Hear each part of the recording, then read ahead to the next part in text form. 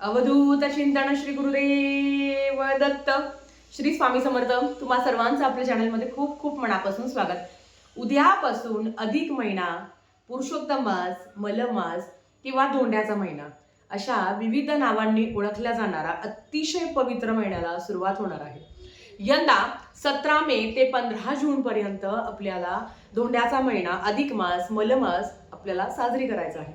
हा महिना अत्यंत पवित्र आहे.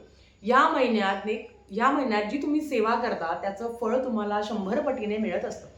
एखादी गोष्ट आहे, मला ती हवी आहे, ती मला मिळत नाही आहे, त्याच्यासाठी सेवा करण्यासाठी हा महिना खूप महत्वाचा आहे. कारण अधिकम अधिक असते. जेवढं तुम्ही अधिक कराल तेवढंच तुम्हाला अधिक मिळणार आहे. म्हणजे त्याच्यापेक्षा पण अधिक तुम्हाला मिळणार आहे. थोडी जरी सेवा केली तर अनंत काळाचं फळ तुम्हाला मिळणार आहे. या संपूर्ण महिन्यामध्ये, हा खरं तर संपूर्ण महिना भगवान विष्णूंना समर्पित आहे. आणि अर्थात भगवान विष्णूंची सेवा केल्याने आपले पितरांचे सुद्धा दोष कमी होतात. म्हणून तर आपण बद्रीनाथला गेल्यावर आपण तर्पण विधी किंवा पिंडदान वगैरे करत असतो. आता या संपूर्ण अधिक महिन्यामध्ये आपण भगवान विष्णू, कुलदेव, कुलदेवी यांची सेवा. तर या संपूर्ण महिन्यामध्ये आपण आपल्या देवाची म्हणजे कुळदेव, कुळदेवी, आपल्या गुरूंची आपण सेवा करू शकतो. त्याच्याच बरोबर या महिन्यात पितरांची सेवा करणं ही सगळ्यात महत्वाचं आहे. या महिन्यात ज्या पद्धतीने दान, धर्म, नामस्मरण, चांगले कर्म करणं महत्वाचं आहे. कारण अधिकम अधिकस्य. जर आपल्याकडून या महिन्यात जर पितरांची सेवा घडली तर तुम्हाला काही अडचणी असेल, आणि मेन म्हणजे जो काही पितृदोष आहे, ज्यांना असेल त्यांनीही करावं, ज्यांना नाही आहे त्यांनी सुद्धा आवर्जून करावं. कारण पितृदोष खूप महत्वाचा मानला गेला आहे. जोपर्यंत तुमचा पितृदोष कमी होत नाही तोपर्यंत तुमच्या अडचणी सुद्धा कमी होणार नाही. मग आता हा पितृदोष कसा कमी करावा? तर या महिन्यात जेवढी जास्त सेवा तुम्हाला करता येईल तेवढी जास्त सेवा तुम्हाला पितरांची करायची आहे.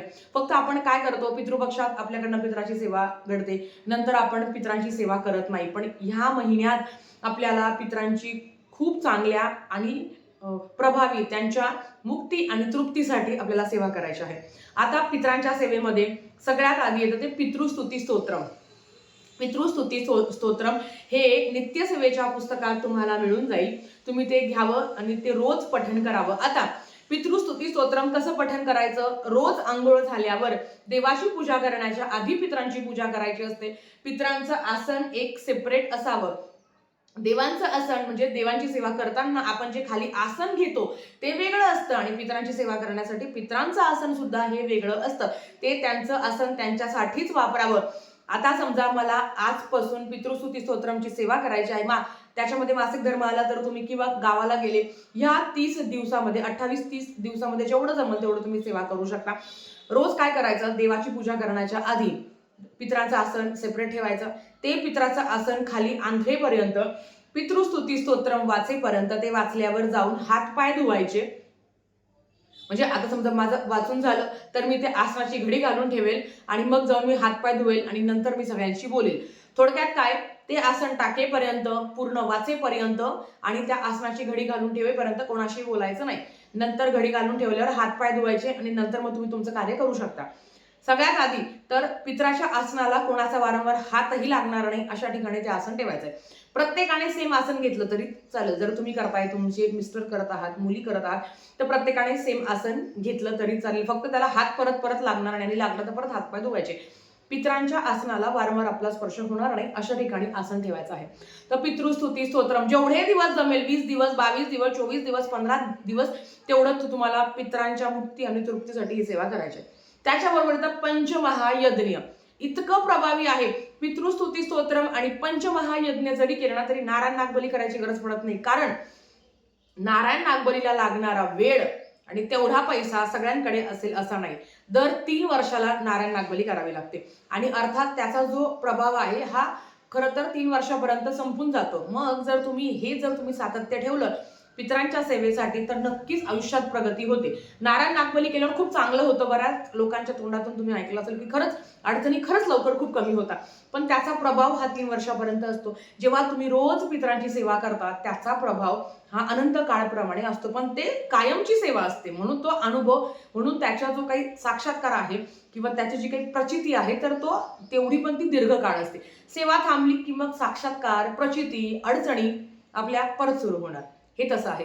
आता पंचमहायज्ञ म्हणजेच काय? सकाळी उठल्या उठल्या चहा ठेवण्याच्या आधी एक कागद घ्यायचा, त्या कागदाला अगदी थोडंसं तूप लावायचं आणि गॅस जवळ जाळायचं. ज्याला म्हणतात की आपण अग्नीला तो एक नैवेद्य असतो, अग्नीचा सुद्धा नैवेद्य असतो. घरात मुंग्या, आता उन्हाळा म्हटलं तर मुंग्या असतातच आपल्या घरात. मुंग्यांना थोडीशी साखर खाऊ घालायची, तो झाला दुसरा यज्ञ. तिसरा यज्ञ पितरांना म्हणजे कावळ्याला आपण रोज चपात्या आपण बनवतो, एक तुकडा कावळ्यासाठी काढून ठेवतो. रोज एक तुकडा, म्हणजे तुम्ही विचार करा, रोज तुम्ही कावळ्याला एक घास घालताय, रोज तुम्ही गाईला एक घास घालताय. हे झाले 4 यज्ञ. 5वा यज्ञ, घरात लहान बाळ आलं, कामवाल्या ताई आल्या, त्यांना तुम्ही चहा द्या, काहीतरी बिस्किट द्या खायला, नाही काय तर पाणी तरी द्या. थोडक्यात काय, तुमच्याकडे येणारा कधीही निर्मुखी जाणार नाही. हे फक्त साधे यज्ञ. काय सेवा केली, कुठले मंत्र स्तोत्र म्हटले. आता ताई, मासिक धर्मात पण पंचमहायज्ञ करू शकतो का? तर कावळ्याला घास वगैरे किंवा गाईला घास नाही टाकू शकत, पण गाईला तुम्ही तुम्ही ज्या काही मुंग्या आहेत त्यांना घास घालू शकता, किंवा येणारा जाणार जो आहे त्याला तुम्ही खाऊ घालू शकता. आता बऱ्याच ठिकाणी असं असतं की मासिक धर्मात 4 दिवस बाजूला ठेवल्या जातो. तुमच्याकडे ते असेल तर ते तुम्ही 4 दिवस पंचमहायज्ञ करू नका. ज्यांच्याकडे नाही आहे त्यांनी केलं तरी हरकत नाही. हे पंचमहायज्ञ खूप सुंदर आहे. 5 यज्ञ तुमच्याकडनं घडतात. आपण जन्माला आलो आहे, हे ऋण फेडण्यासाठीच आपण आलेलो आहे, आणि ह्या ऋणातून मुक्ती मिळण्यासाठी आपल्याला ह्या सेवा करायच्या असतात. आणि त्याच्याच बरोबर सगळ्यात महत्वाचं आहे की श्री भगवद्गीतेचा 15वा अध्याय, ज्याला पुरुषोत्तम योग असं म्हणतात. मैत्रिणींनो, ह्या दोन्ही सेवा जर तुम्हाला करणं शक्य झालं नाही, संक्षिप्त श्रीमद भागवत ग्रंथाचं पारायण तुम्ही महिन्यातून एकदा तरी करावं. नक्कीच पितरांच्या मुक्ती आणि तृप्तीसाठी फायदेशीर होईल. पण त्याच्याच बरोबर तुम्हाला काय करायचं आहे, गीतेचा 15वा अध्याय, ज्याला पुरुषोत्तम योग असं म्हटलं आहे, आणि हा जो अध्याय आहे हा खूप महत्वाचा आणि प्रभावी आहे. अगदी छोटासा आहे, 20 श्लोकींचा अध्याय आहे तो. आणि हा अध्यायाचं पठन केल्याने आयुष्यातील खूप अडचणी, संसारिक, शारीरिक, मानसिक कष्ट कमी होतात. आणि ह्यामध्ये ना मानवी जीवन, संसार आणि परमेश्वर यांचे सर्वोच्च ज्ञान दिलेले आहे. हा अध्याय जर तुम्ही वाचला तर नक्कीच तुमच्या आयुष्यातील ज्या काही संसारिक अडचणी आहे किंवा ज्या काही शारीरिक, मानसिक, आर्थिक कष्ट आहे त्या कमी होण्यास मदत होते. खूप सुंदर हा अनुभव आहे. गीतेचा 15वा अध्याय अगदी 20 ओव्यांचा आहे, म्हणजे 20 श्लोकी आहे. संस्कृतमध्ये आहे, पण तुम्ही वाचा, म्हणजे तुम्हाला अगदी 7-8 मिनिटं लागेल रोज जर तुम्ही याचं पठन केलं तर. नक्कीच तुमच्या अडचणी, आणि मेन म्हणजे अडचणीपेक्षा पण अडचणी का बरं होता, जेव्हा आपल्याला पितृदोष असतो, आपल्याकडनं पितरांची सेवा घडत नाही.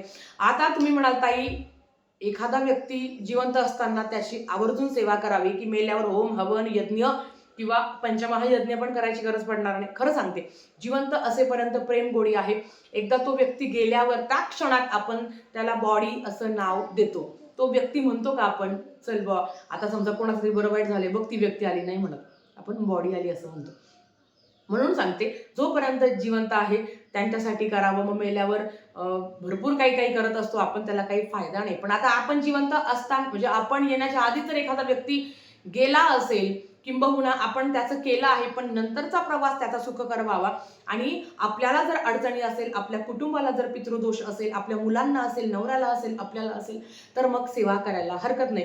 कारण आपण येण्याच्या आधीच जर आपल्या सासरची मंडळी गेली असेल तर काय करू शकतो आपण, किंवा आपला जन्म येण्याच्या आधीच जर आपले आई वडील गेले असेल तर काय करू शकतो आपण? काहीच करू शकत नाही. मग त्यांच्या प्रवासासाठी नक्कीच तुम्ही सेवा करू शकता. त्यांच्या मुक्ती आणि तृप्तीसाठी, त्यांच्याकडनं काही घ्यावं अपेक्षा नाही आहे, त्यांच्या मुक्ती आणि तृप्तीसाठी ही आपल्याला सेवा करायची असते. म्हणून प्रत्येकाने ह्या अधिक मासामध्ये एक वेळ ठरवून घ्या, कारण आपल्याला सगळंच करायचं आहे, तर ते कसं होईल. म्हणून उद्या पहिला दिवस आहे, पहिल्या दिवसाचे मासिक धर्म सोडले, गाव देवदर्शन सोडलं तर किती दिवस उरताय, आणि या किती दिवसामध्ये किती सेवा करू शकतो हे सुद्धा तेवढं महत्वाचं आहे.